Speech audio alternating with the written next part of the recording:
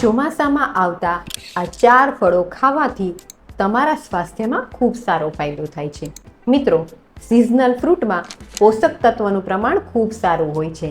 સાથે જ તેને ઉગાડવા માટે ખૂબ ઓછા કેમિકલ્સની જરૂર પડે છે અને એટલે જ આ ચોમાસામાં આ 4 ફળો ખાવાનું બિલકુલ ન ભૂલશો. નંબર 1, જાંબુ. તે વરસાદમાં ભેજને કારણે લાગતા થાકને દૂર કરે છે. તે આપણી પાચન શક્તિને વધારે છે અને સાથે જ ડાયાબિટીસમાં ખૂબ ઉપયોગી છે. નંબર 2, જરદાલુ કે આલુ બુખારા. તે આપણા હૃદય માટે ખૂબ ઉપયોગી છે. સાથે જ ચોમાસામાં વધેલા વાત દોષને ઓછો કરે છે.